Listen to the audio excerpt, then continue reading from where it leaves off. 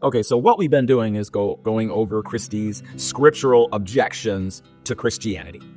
And they're all, one thing I do applaud is that she has crystallized some of the biggest ones that have complicated answers. There's not simple answers, as you can see. We're spending at least like an hour on each one of these passages because these are troublesome. Now, when young people go to college, and let's say you come from a Christian background like I did, well, when I see the options of classes I could take, I saw Bible as literature, and I'm like, you know what? I've been a Christian for 5 years. I know very little about the Bible except what I hear on Family Life Radio, because I didn't read it for myself. And so I get to this Bible as literature class, and these are the verses that they're pointing out to basically disprove my faith. Okay, so what I thought was going to build my faith was the very opposite. You go to college and you learn the opposite. And these are these passages. I mean, they will whip these out. Like, I guarantee you. The Old Testament, man, Old Testament is full of landmines where you go, wow. I thought, because you look at Jesus and everybody likes Jesus. It's like, well, how can you say no to Jesus? Because he's really cool and he healed everybody. And he talks about loving your neighbor. And there is equality and all kinds of wonderful things in the message of Jesus. But you go to the Old Testament, you look at Moses and you go, whoa, can this be the same guy? Jesus put his stamp of approval on this book. What was he thinking? He's sexist and homophobic and evil and blah, blah, blah, blah, blah. So that's why we're doing this. We're going to look at those really hard verses. And today, I think, is one of the hardest ones. In fact, when I first saw this coming up last week, I was going, oh, this is going to be rough. This is going to be rough. How can I possibly justify this verse? And as I started digging into it, I go, oh, this is like the easiest one of all. It's not hard at all. It's like, man, it makes absolute perfect sense. You know what? We need to bring these laws to today. Our country would function much better if we follow these laws. Okay, so anyway. So today, ultimately, what we're going to be discussing is Christie's difficulty with God's rules on monogamy. Because what these rules talk about, these are sexual purity rules. But what God is doing is he's telling Israel, I want you to be a monogamous, not just society, I want you to be a monogamous civilization. Not just a tribe, not just a group, not just a family group. No, I want you to develop into a civilization. If you don't have monogamy, you can't have a civilization. All right. So that's what we're going to be talking about today. Now, what happens if you have a tribe out in the wilderness and you have a woman who grows up and does not have a man or a family to take care of her? What happens to that woman? The answer is very simple. She either becomes a prostitute or she dies, or both. Okay. That's typically what's going to happen to a woman. Now, I grew up feminist. I didn't realize how much of a feminist I was, but I was a feminist probably all the way until my 30s. Okay. All right. I didn't realize that I'd been indoctrinated with feminism, but I was. I unfortunately raised my daughters in a feminist way. In fact, you don't need no man. You can do it. All right. Kind of regret that. All right. But I bought into it. And that's not a good thing. Men and women are very different. We have different roles. Men, look, we not only... Look, I'm a farmer. And it's hard work. Even with modern machines, farming is hard work. I sweat every drop of sodium in my body out there. I almost died multiple times just from the heat alone. Just from the heat alone. Okay? I use all my strength out there farming. Okay? I mean, I'm physically using my muscles to the max. As a woman alone farming, are you kidding me? With no farm equipment? Do you know how hard that would be? You have any idea how hard it would be to struggle in the wilderness on your own? I mean, if you were a man alone, you're going to have a hard time. You need other men to help you set up and live. You want to build a structure to live in. You want to catch food. You want to cook that food, blah, blah, blah. You're going to need some help. You can't do it on your own. All right. Now, what I got next, this is Bear Grylls has this survival show that he has out there. And first season, they showed all these men on this island, and they had the men compete against each other to see who would last the longest or whatever. And so you have these groups of guys, and they drop them off on an island, and their job is to survive with their wits out there in the wilderness. And it got high rates. Everybody loved it, except some women called in and said, wait a minute, that's sexist. Why is it all men? Women can do just as good. I said, okay. Next season, season 2, it's going to be men versus women. What do you think happened? Well, I'll tell you what happened. They had to call the women home after about 3 or 4 weeks because they were starving to death. They couldn't make a fire. They couldn't catch any food. They didn't know how to properly filter their water. And they were fainting. Okay, the only thing they did that was positive was lose weight. And that, I mean, they were actually happy about getting on the scale. Look, I lost weight. And they were proud of that. Starvation is not a good way to lose weight. Okay, just not a good way to do it. But yeah, now the thing is, well, we used uneducated women. Oh no, the women were vastly overeducated compared to the men. We had female doctors, social workers, people with masters. The women were vastly superior to the men with regard to educational success. Okay, here's a clip from that. So women take on Bear Grylls over sexist male-only Desert Island show. This was written after season 1, when it was men only, and a lot of feminists came out and tried saying it's sexist because they didn't put women, and that they thought women would be able to do just as good, if not better, than the men. So in season 2, they made it men versus women. No! Let's just say it didn't exactly go to plan for the women. Nothing to drink. We have nothing to drink. We don't know where we are. I don't want to sound too cocky too early. No, I don't think we should. I don't think we should at all. But right now, we're winning. You just order me about all the time.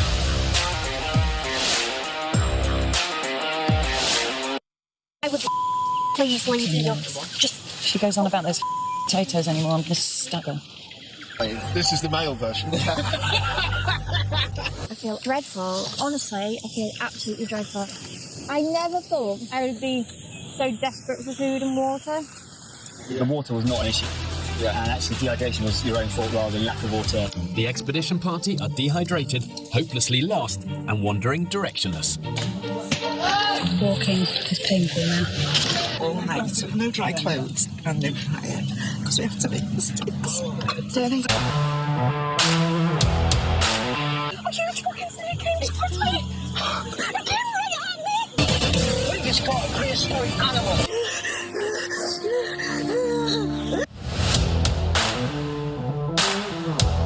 I need to be with my family, and I just need to be at home.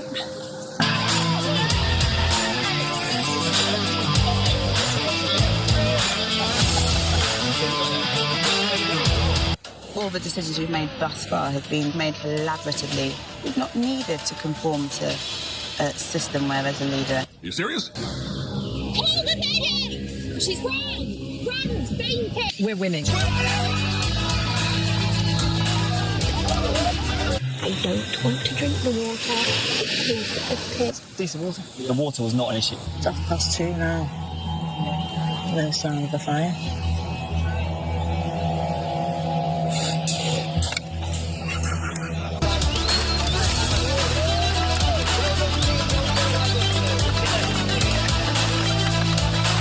If I hadn't turned up today, and I turned up in 6 months, I bet these guys would be in pretty good shape. It illustrates the point. Men, not only are we stronger for those survival things, we like it from an engineering perspective.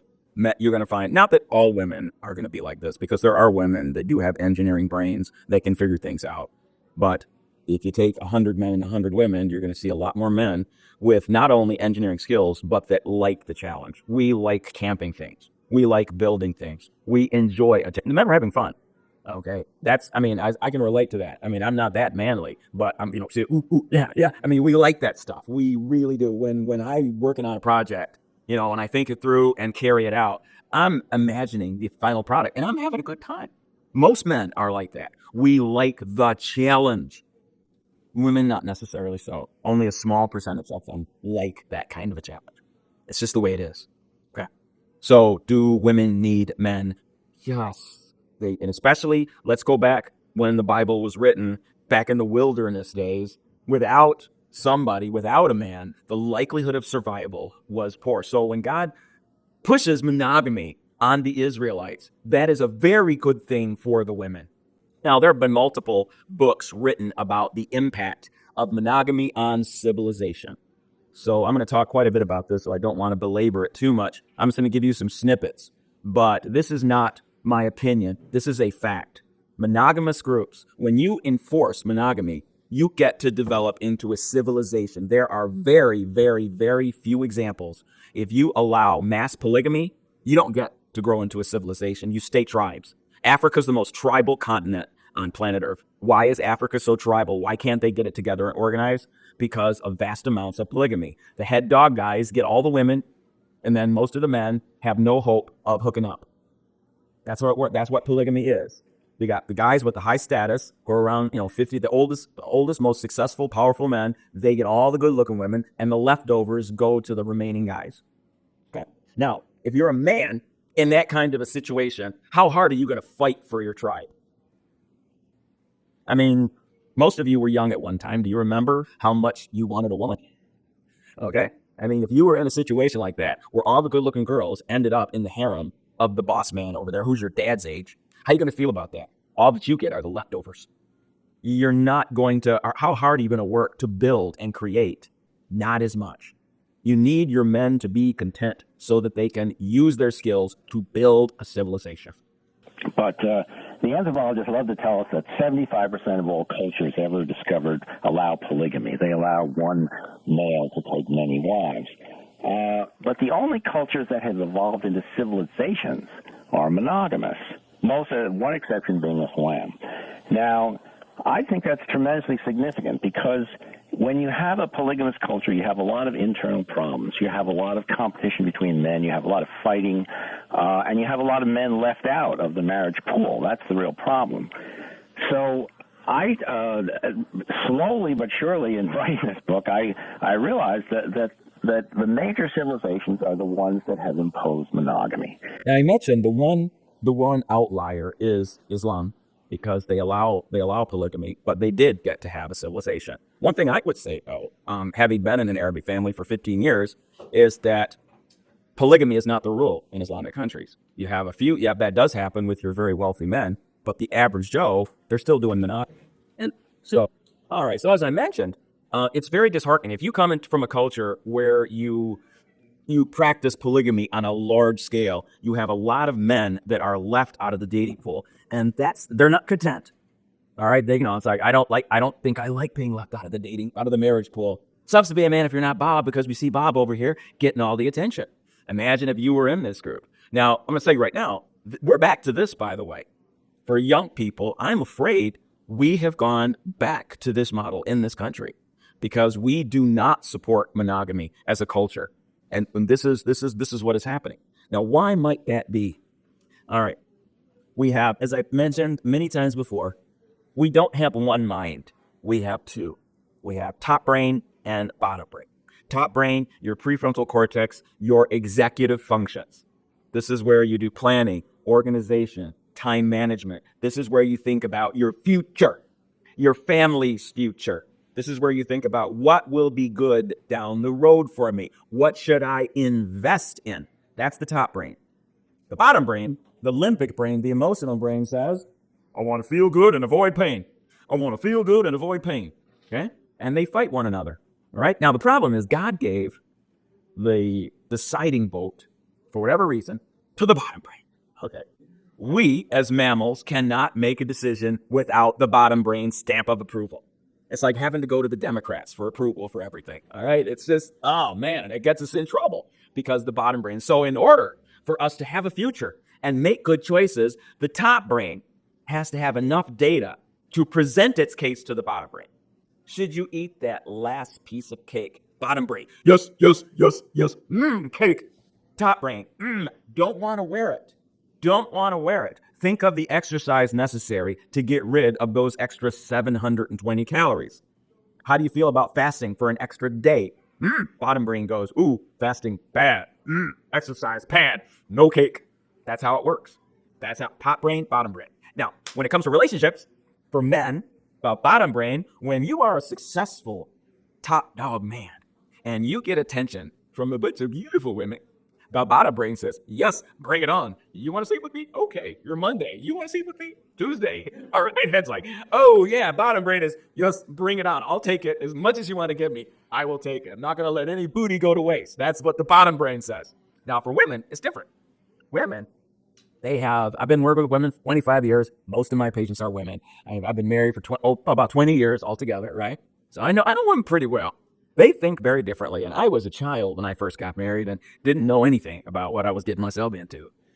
Women, security is a very big factor. They don't like struggle. Men like struggle. Men fantasize about getting a woman who will be with them when they're poor and starting out and who will struggle with them as they advance in their career. A woman will stand by your side through thick and thin, and we get to the top together. That's what men fantasize about. Women don't fantasize about struggle. Oh, no. They would rather go to the finish line and wait for the successful guys and then say, okay, you made it. Here I am. Oh, okay. That's that whole thing about, that's built in. That's the bottom break. So not all women are like that. And I don't want to say that because that's bad, because there are some really good women out there. And just as a caveat, I would say in my spiritual walk, I have more positive influences from the women than from the men in my early walk. I mean, Corrie ten Boom and Johnny Erickson and there's some others as well, but they had a big impact and they were a wonderful women of God. So I don't want to paint that, but I'm saying for women's bottom brain, that's where they tend to go. Okay, that's where they said my first wife. I don't talk about this very often, but it's relevant here. She had an affair with her boss, and he was around 50, but at the peak of his career. And one of the reasons she said in the letter that she was leaving was that she was tired of waiting, because she thought she married somebody who was going to be a doctor right away. Well, I got a PhD first before I got the MD, and then I went through medical school, and then I was a first-year radiology resident. Okay, and so basically it's going to be another 3 years before I get rich. And she didn't want to wait. She said, I'm tired of waiting. He's got money now. All right. And it's that whole, I got security here, or, you might be successful. This guy's already successful. Tired of struggling. I don't want to struggle. So bottom brain, that's what the bottom brain says. It's like, I'm attracted to the guy with the most status, the most resources.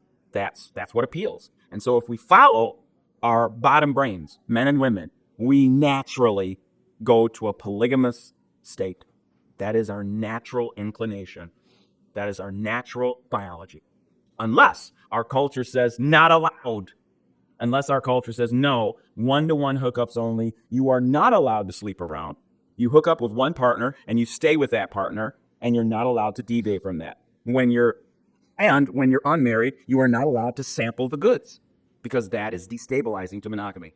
So unless culture comes along and says, no, don't do lower brain, you're not allowed, we are naturally non-monogamous.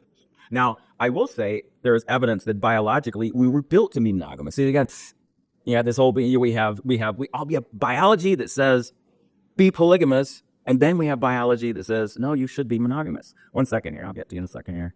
All right, so what happens when a civilization stops enforcing monogamy? That's where we are today. Guys that I'm interested in end up not wanting to pursue me. Because they are the same guys that everyone is interested in. And then guys that I'm not interested in pursue me hard and do not give up. Because those are the guys that nobody is interested in. Please make it make sense. Okay. Human beings are born with a sense of fairness. We like to think that the universe is fair and everything evens out, but it's not, and it doesn't. We think that things work a certain way, but it's actually just a feeling that we need to have. Otherwise, life would be a nightmare. We like to believe that there is someone out there for everyone, but in reality, it's only a few guys that are attractive to all the girls. The rest of these guys are practically invisible until they do something extra and then you notice them. In other words, they have to make up for their lack of attractiveness by being extra nice. That means that all women dream of being with just a few exciting men, so there's not enough to go around. So if we match 1-to-1, that means that most women will never get what they're looking for. This used to work better because women kind of had to get married when they had less power, so most people would match 1-to-1. But now that you have your own money, we don't match 1-to-1 anymore. We threw all those rules out the window, and now everything is a mess. Because women are no longer marrying who they must, and instead, they are pursuing who they want,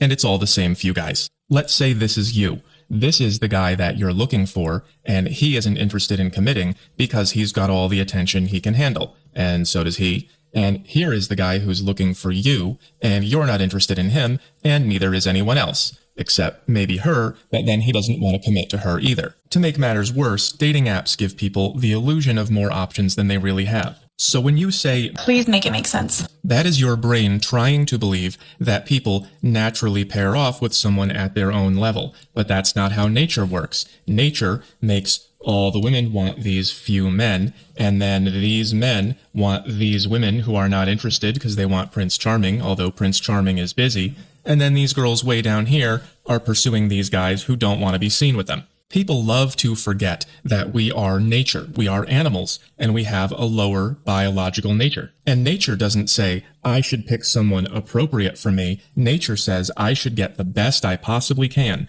which creates a market. This website on walrus reproduction says that one male is shared by 23 females. At certain points in our history, 17 women reproduced for every one man, and throughout all of history, only 40% of men reproduce compared to almost 90% of women. So this is not new. It's just what male mammals do when nothing stops them. And if you want to go back to everyone matching one by one, then you have to go back to the rules that made it happen. But you said you didn't like those. So the reason that people no longer pair up one by one is that sexual freedom makes society collapse. This guy wrote a book about it, and just look at him. He tried to warn you. Here, I know none of you are going to read this. The whole of human history does not contain a single instance of a group becoming civilized unless it has been absolutely monogamous, nor is there any example of a group retaining its culture after it has adopted less rigorous customs. So the reason the guys you like don't like you, and the other way around, is because that's what people do when you let them. Yeah, very true. I mean, it's not just the women wanting the down guy. There's the No, but men, two guys that well, see, but men's, okay, what they can get too, though. See, is it women don't. Women sleep up. Men sleep whatever. I mean, look, you look at some of those guys like Tiger Wood, and he slept with anybody. Yeah, and it's like, today it's just less picky. Women only sleep with guys that they consider marriage material on fair level or higher. But men, so they marry them. Exactly. And so what they think, men think the same way. They think, well, if he's willing to sleep with me, then I'm a potential mate. And they figured that, like, I knew one woman, for example, that got some attention from an NBA basketball star. And she felt that she deserved an NBA basketball, somebody with that kind of income, because this guy slept with her. And in her mind, she thought, well, that means that I deserve a multimillionaire. I deserve because he slept with me. No, that men don't think that way. This is not, women think that way. And that causes a lot of relationship problems when men think women think like them and vice versa. We don't think the same way. There is a difference between the male and the female brain.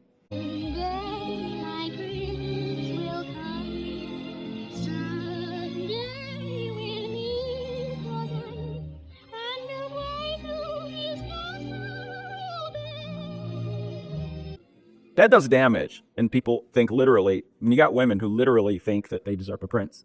I mean, in other words, I want the man that all the other women want. Okay, this plays out so often. I mean, if you're married and your wife goes to work and there's a handsome, wealthy boss, chances are your children are not yours. All right, I mean, the whole thing is that I want the woman that other women want. Look, that is part of the lower nature. It's part, if we follow our lower brain, we naturally fall into that pattern. That is natural. Unless the culture tells you you can't do it, this is where we go. It's natural. It's just so, like, that's more fantasy than it is. And trying to talk people out of fantasy is a challenge. Now, I asked, not ChatGPT, I like Grok better, so I asked Grok a question, and it's like, what are the advantages of monogamy over polygamy with regard to civilization? And this is what he said. Based on historical patterns, the enforced practice of monogamy has been superior to allowing polygamy in the formation of advanced civilizations for the following reasons. Social stability. Monogamy reduces conflict and unrest by ensuring a more equal distribution of partners. Economic efficiency. Monogamous families are smaller and more manageable, improving resource allocation and economic growth. Gender equality. Monogamy fosters equal partnerships, advancing women's rights and societal equity. Politicimplicity. Monogamy supports clear legal and political systems, reducing instability and inequality. Cultural advancements. Monogamy encourages individual achievement and innovation, driving intellectual and cultural progress. While polygamy has existed in various forms throughout history and has not necessarily prevented societal advancement, monogamy's contributions to stability, equity, and efficiency have made it a more effective framework for building advanced civilizations. Based on Earth's history, so you see, there are tremendous advantages. This helps not just men, it helps women. Women want equal status. If they want to be valued in society, you need monogamy. If you allow polygamy, if you allow women to be the objects of wealthy men, women do not get respected. Okay, that's a fact. That's just a fact. So these women who are claiming, we want sexual freedom, well, okay, do you want to be valued in a society or not? Because your sexual freedom promotes polygamy, which degrades the value of women. Okay. So when God is forcing monogamy, when he gives you rules to enforce monogamy, it's better for both men and women. Yeah.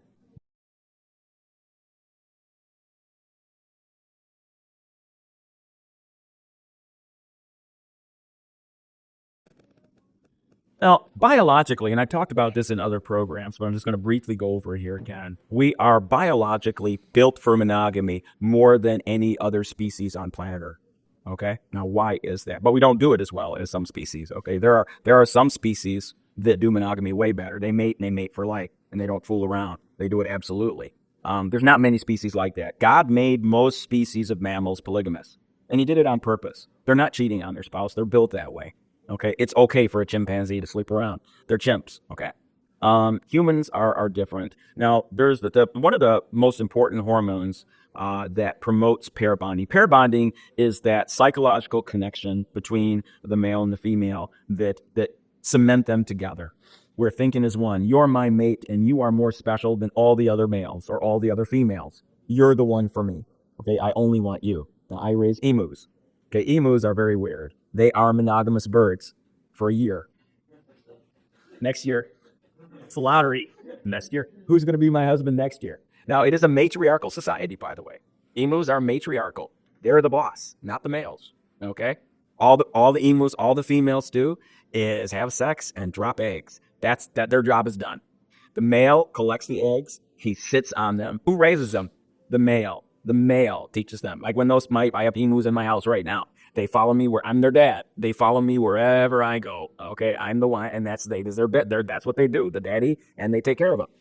And now when it comes to mating season, the female picks the male that gets to be her husband. And if any other female gives him attention, talk about a fight. They will. These things. I've got cattle fence.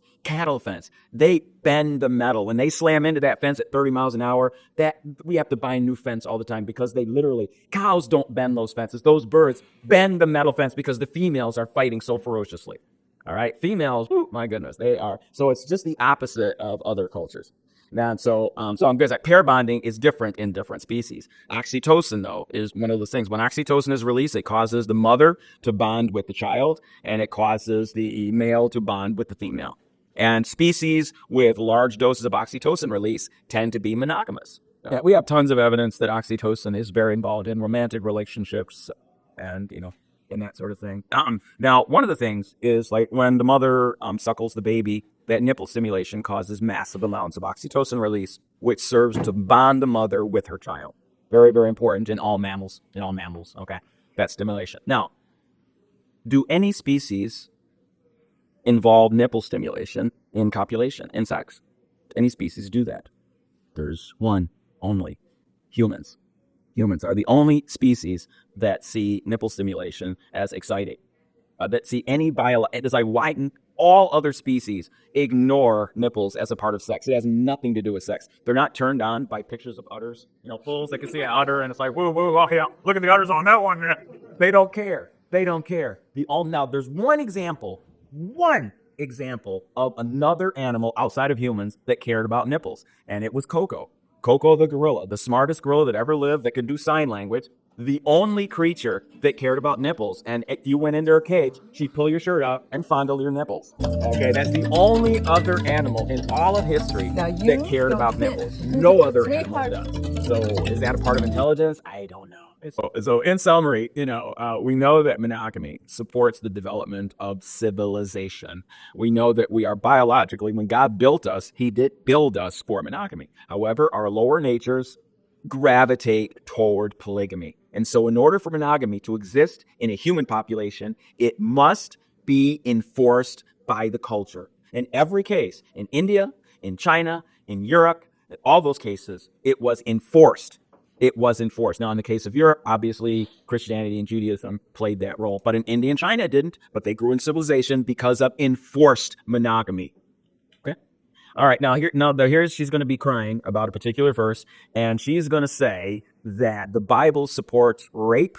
All right. She's using this particular verse to say that the Bible supports rape when these verses that she's citing from actually is God promoting monogamy. Okay. But anyway, I'm going to get into that. So let's go into her video here. The third passage that really just struck me, big red flags popped up when I read it, was in Deuteronomy 22, starting in verse 28.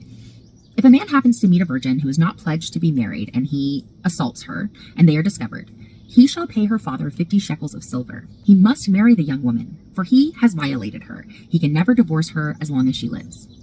Now, when I read this in the earliest stages of my deconstruction journey, I was very confused, and I thought there has to be an explanation for this. There's no way that God commanded women to marry men who assaulted them if they just paid their father. Like, there's no way the Bible says this. I need to figure this out. I contacted my old pastor and I asked if I could discuss some things with him because I had some questions. So we set up a night to have dinner. I went over to his house. I pointed out this verse and I said, what does this mean? Like, how can you justify this? And he said, yeah, this is what it says is true at that time in the culture. If a man did that to a woman, she would be considered unclean and not eligible to be married, and that would ruin her life. And so the best thing they could do is have him pay money to her father and buy her, and then he'd have to marry her and he'd have to take care of her for the rest of her life. He would be obligated to do that. That is his punishment. And some people who are indoctrinated, who are taught not to question it, will just go, oh, okay, that makes sense. But not me. I could not make sense of that. It'd be one thing if these were just rules that men made up that God did not approve of, but this is a direct law of God in the Bible. This kind of loophole for men to find a wife if they just assaulted her, and then they could marry her if they just, paid her father some money. And supposedly that was a lot of money back then, so that was a very big punishment. But really, that's how we punish the man? I don't know any woman that would ever want to spend her life being married to and having to submit to the man that assaulted her. I've had people ask me, well, what do you recommend? What's the solution? I mean, she would have been an outcast. She would have been unclean. She wouldn't have been eligible for marriage. And so what are they supposed to do? They were trying to protect her. I don't know. Maybe God could have commanded the community to come together and take care of that woman. Maybe God could have commanded the men to marry women even if they aren't virgins. To not worry about if a woman was a virgin when he married her. That would solve the problem right there. I just came up with a better solution than God could. A more moral solution. An all-powerful deity couldn't come up with a better solution than a woman must marry the man who assaults her? This particular translation is terrible. All right. When it says rapes her, that is very much contested, and that is not the appropriate word. It literally says to seize or lay hands on her, okay? Not to rape her. And there is language for rape that's not used. So that's a terrible, I don't know what translation that is, but that's a terrible translation.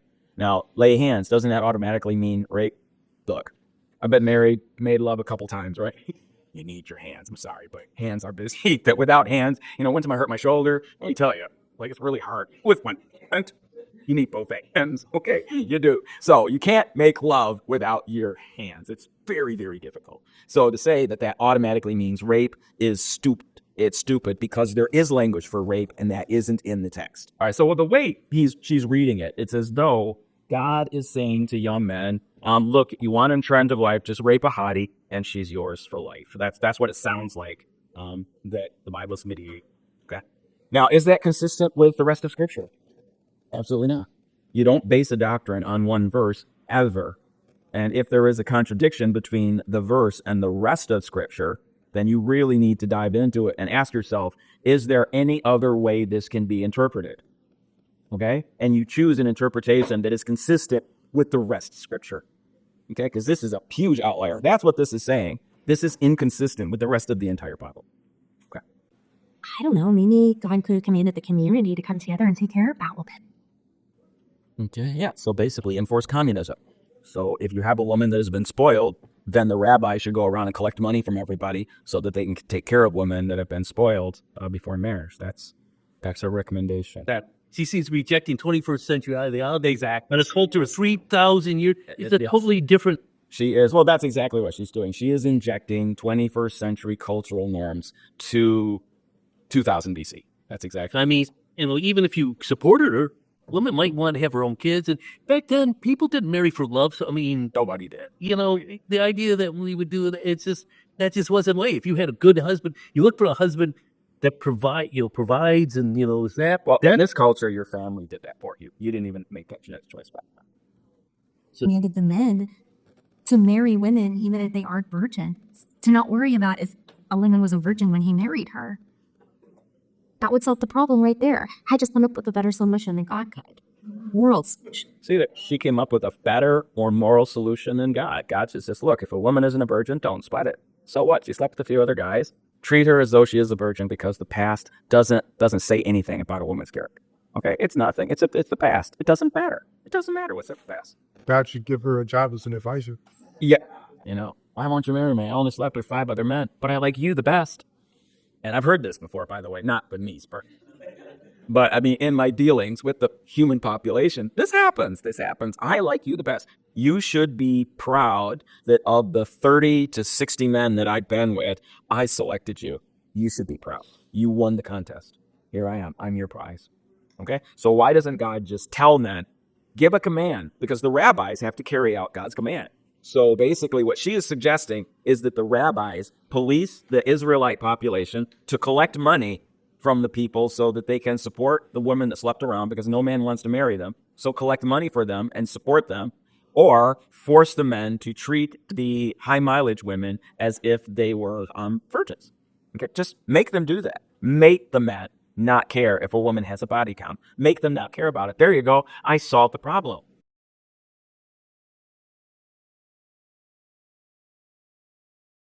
For one thing, that's a biological problem. Men are built to care about body counts in women. We're built that way. You can't just make a law, say, stop caring about this. All right. Ask Grok the question, what do human males look for in a female? This is an easy one, obviously. And any man knows the answer to this. We are drawn to traits signaling faithfulness, fertility, and health. Youth, clear skin, symmetrical features, a waist to hip ratio of about 0.7. So the waist is about 70% of what the hip is, okay? If that's different, then it turns off the attractiveness. Chastity and loyalty. We want a woman with a body count as close to zero as we can find, okay? We don't want her to be with a bunch of men. We want traits to ensure paternity, certainty, and family honor. Okay. Domestic skills like cooking or managing household, and a nurturing temperament, kindness, faithfulness, patience, and agreeability. Those are things that men naturally look for in a female mate. Okay, now, if you have somebody with a high body count that suggests low paternity certainty because this woman is used to the exciting of finding a new man, every guy that looks good, that gives her goo-goo eyes, she's used to open up those legs. That's what she's used to doing. So just because you're married, look, you're going to have fights. There are going to be times when she's not attracted to you. And if there's somebody at work that is better looking and is infatuated with her, she's going for the adventure. So you want to know, can I trust this girl? All right, so you've got a low paternity certainty, less able to maintain pair bonding, because when your family assigns a spouse for you, and when that couple mates when they have sex, pair bonding is now. So oxytocin is being released during sex, okay, and you are creating pair bonding there. So even though these couple, they might not have known each other or might not have been attracted, once they start engaging in family duties, it starts to create the pair bonding. It's built in. But if you have a woman that's been with 20 guys, then the whole mechanism is completely broken. It's broken. Her ability to pair, and that shows, we have studies, and I've shown you those studies, that the more mates you have, the less likely you are to stay married. Okay? Low loyalty, obviously, low faithfulness, and low patience. You can't wait until you're married. You slept with all these guys because it seemed your lower brain said, I want some candy and I want it now, and you couldn't wait. These are not traits that you want. These are traits that are bad for marriage. Okay, so there are reasons why men are built to want chastity. Okay, yeah. I was just going to comment that the recommended waist to hip ratio is why I always bring a ruler on my date. If you ask any man, which one would you consider for marriage? They're both 26 years old, Anna and Melinda. Anna's the secretary. She has 1 year at community college. She makes $35K a year. but her body count is 0. Melinda is a vice president, has a master's. She's making $350K. She got a body count of 12. Which one would you prefer as marriage material? There is no guy that's going to choose Melinda, and now, unless you needed money really bad. Okay, so if you're really hard up for money and you're a gigolo and want to be supportive, yes. And if you're a dildo, you want to be supportive. I have to say, the other one has also going for it. He has a better slide. Yeah, and that whole character thing.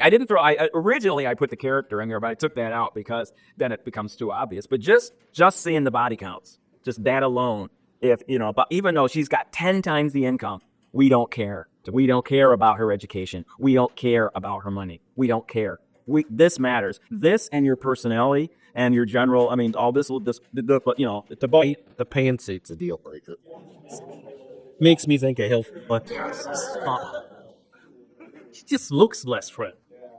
But so her solution was God should just command the men to ignore Melinda's past and treat her as if she were a virgin. You see how stupid that is? That's as if, well, okay, then God should command women to select poor, lazy, short, bald guys with low social status and bad teeth, as if they were tall, handsome, and of high status. How about that? If you present that to a woman, they're like, whoa, wait a minute. I don't want that rule in the Bible. Of course not. Well, that's what you're saying to men. That's what you're saying to men. You shouldn't care about our body count. Mm-hmm. Well, she's trying to make Scripture fit her situation. Please, Stim. You think? Yeah, indeed. All right, so what does Deuteronomy 22 really say? Let's read the whole thing in context, because that's what this is all about. Suppose a man marries a woman, but after sleeping with her, he turns against her and publicly accuses her of shameful conduct, saying, when I married this woman, I discovered she was not a virgin. Then the woman's father or mother must bring proof of her virginity to the elders as they hold court at the town gate. How do you do that? You said you slept with so-and-so. Are there any witnesses that saw them together and so forth? So all this route. Now, we used to do that very thing. When people got divorced and somebody was accused of adultery, they were put on trial. And evidence was brought forth to see, are you guilty of this? Because there were penalties. So this is the same thing that we used to do. Okay. So you have this thing. Her father must say to them, I gave my daughter to this man to be his wife, and now he has turned against her. He has accused her of shameful conduct, saying, I discovered your daughter was not a virgin. But here is the proof of my daughter's virginity. Then they must spread her bedsheet before the elders. The elders must then take the man and punish him. They must also fine him 100 pieces of silver, which he must pay to the woman's father, because he publicly accused a virgin of Israel of shameful conduct. The woman must remain the man's wife, and he may never divorce her. Okay, so that's like if you accuse her falsely, this is what happens to the man. But suppose the man's accusations are true, and he can show that she was not a virgin. The woman must be taken to the door of her father's home, and there the men of the town must stone her to death, for she committed a disgraceful crime in Israel by being promiscuous while living in her parents' home. In this way you will purge the evil from among you. So, you get accused of promiscuity, the penalty is death. So sleeping around is not an option in this culture. If you want a monogamous culture, one of the ways you enforce monogamy is sex is for marriage, not outside of marriage. And this is as strong of enforcement as you could get. Okay? If the man is discovered committing adultery, both he and the woman must die. In this way, you will purge Israel of such evil. Death penalty. So, if you have a culture like this, and you're the woman, and your husband goes to work, and there's this beautiful 20-year-old secretary there that's really hot, do you have to worry that he's cheating on you? Not very much. Not if the penalty is death. Not if the penalty is death. The same thing vice versa. Okay? If you've ever been cheated on, you'd say, man, I wish we had those rules here. My marriage would still be around if we had rules like this. Now, did this happen very often? Probably not. That's a deterrent. People like living. And so, yes, this is a deterrent. In Islamic countries, how many people are actually killed for this? Not many, because people know the rules. Okay? Those rules are deterrents, and it definitely supports monogamy. Suppose a man meets a young woman, a virgin who is engaged to be married, and he has sexual intercourse with her. If this happens within a town, you must take both of them to the gates of the town and stone them to death. The woman is guilty because she did not scream for help. Now, what does that, she did not scream for help? That indicates rape. That is the language of rape. If screaming is involved, and screaming in a bad way, not a good, if screaming is involved, it's rape. And so if you're in town, somebody would have heard. Okay, that's what they're thinking. Okay, if it's in town, you're having sex with this guy, and you didn't go, hell, then you engage. It was voluntary. So yeah, so she was betrothed, and you're doing this outside of betrothal. That is adultery, and the penalty is death. But if the man meets the engaged woman out in the country and he rapes her, then only the man must die. Do nothing to the young woman. She has committed no crime worthy of death. She is as innocent as a murder victim. Since the man raped her out in the country, it must be assumed that she screamed, but there was no one to rescue her. So here we have God in the law saying, take the woman's word for it. Okay, if they were doing it out of the country, if she screamed, nobody would have heard. But it might have been consensual, but let's not risk killing her when this could have been rape. So no, if it was in the country, then take her word for it. So believe the woman in this particular case. Okay? Now the next one. All right, now when were Jewish girls engaged?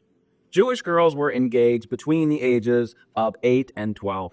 Some as early as 3.5. Okay, but you didn't start having intercourse. You then engaged. Like what happened was the parents, mostly the father, would go to his friends and they say, okay, I got daughter Susie and your son Jim seems like a good guy. How about these two hook up? And there would be an arrangement between the families. And so Susie's only 9 years old, but when she is of age, she will marry their son. That's how it worked. And so almost all Jewish children, by the time they got to puberty, they were engaged. It was rare to see a Jewish adolescent running around who wasn't engaged. That's how it worked. Okay, it happened very early. So what is the likelihood of finding an unengaged girl running around after puberty? It was rare. Now, why would she be running around not engaged?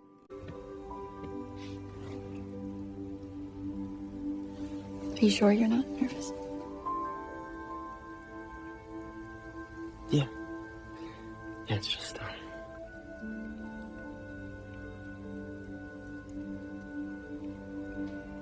being with you is the only thing that makes me happy.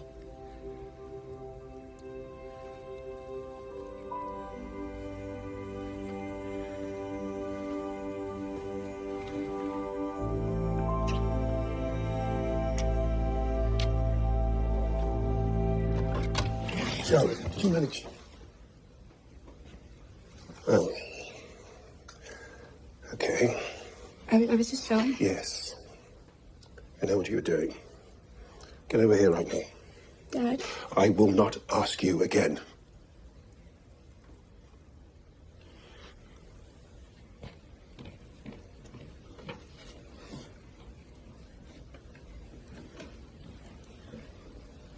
What if you have a situation where a girl has suitors, but the family has not bothered to get the kid engaged? Why wouldn't this child be engaged?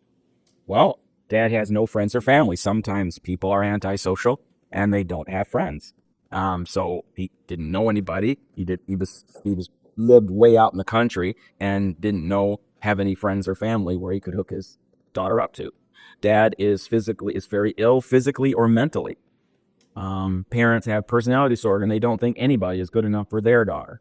Dad or mom is a single parent and the daughter is their only domestic help and only close family. I've certainly seen examples of that where you have overbearing parents that every time their child has a suitor, they run them off because they want this kid to be their servant and their confidant. So this kid, oftentimes you're looking at single parents, all right, and they don't want to be alone. And so anytime a man comes along for the woman or the vice versa, they make sure that they sabotage that relationship. Okay. So these are parents that are not likely to give their daughter away. All right. I want this daughter for myself. Parents and daughter are just plain ugly or obviously handicapped, and nobody wants their son to have an unfit wife. That's another reason why a daughter might not be trusted. So not everybody got married. There are some people who are just left out of the marriage pool, and these are reasons why, I guess. It could be one other. It could be that her betrothed died with a high mortality. No, that is true. And they just hadn't gone around to finding, it takes time to find it. It's true. Yeah, that's a valid point. Yeah, the betrothed could have died. You're absolutely right, because back then, it was that time. So, but what if you are the young woman and you have a dad that refuses to betroth you to the boy that loves you?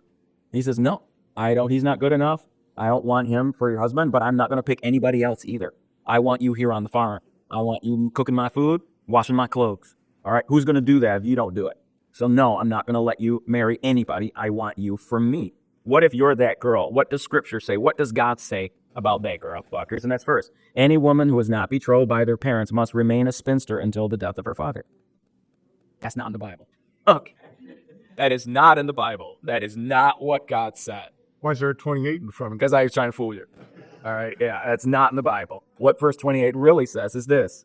Suppose a man has intercourse with a young woman who is a virgin but is not engaged to be married. If they are discovered, he must pay her father 50 pieces of silver. Then he must marry the young woman because he's violated her, and he may never divorce her as long as he lives. So bottom line, this is the verse that she pointed to and said, this should be interpreted as rape. No, when it is interpreted as rape, it mentions the screaming factor. It mentions screaming. There is no mention of screaming here. So no, this is not about rape. That is an improper. To translate that as rape is improper. Okay, this is just plain old intercourse. So what you have here, though, is that we have a way for the daughter to escape a manipulative father. Okay? I mean, God's saying, look, if there's somebody that wants you, go ahead, and then you get that this is your out. Now, if nobody wants her, then so be it. But if there's some man out there that's willing to support this girl, then here is a way out of the situation. You might not get along with a father like this, but this gives the woman the ability to not end up a spinster under the thumb of her father. Okay. So she uses that verse to make it sound like God said it's okay to just go ahead and rape a girl to guarantee that you get a hot wife. And that's not what is being communicated here. So yeah, you break it, you bought it. Okay. So God gave Israel laws to promote monogamy and therefore to grow a civilization based on godly values. And that civilization would give birth to the Messiah. That's what he's doing. He's planting not just a culture, not just a tribe, but a civilization. And monogamy forms the bedrock of a civilization. That's what he's giving Israel. So we have multiple benefits for civilization. Monogamy beats polygamy crazy. How is it that the children of Israel were so successful against the Canaanites? Well, for one, their population was growing prodigiously. You get a bigger population with monogamy than you do with polygamy. Plus, they weren't sacrificing their kids in the fire the way the Canaanites were. So they got a chance to have not just a big... So as they grew, a civilization means that your men are going to be employed in building and inventing. And they're going to work cooperatively because they're satisfied. The men are more likely to work cooperatively if they have their own women and children. They're fighting for their families. Whereas these guys... These Canaanites, you've got the head dogs with all the women, and then you got all the drone men. How hard are you going to fight for your culture when you are destined to be alone your whole life? You're just a drone. How hard are you really going to fight for that? So I think that played a big role. God gave Israel a civilization to fight off this evil culture of the Canaanites. And monogamy was a big part of planting that civilization. So, rape is a crime in both Judaism and Christianity. Her stupid statement that God was okay with raping that girl, Ziva Meir, is just plain dumb. And it reflects ignorance. Okay, she's trying to discredit the Bible by grasping at straws. Because that's a straw. That is not a strong case against the God of the Bible. Not the way she's presenting it here. Okay? All right, any questions?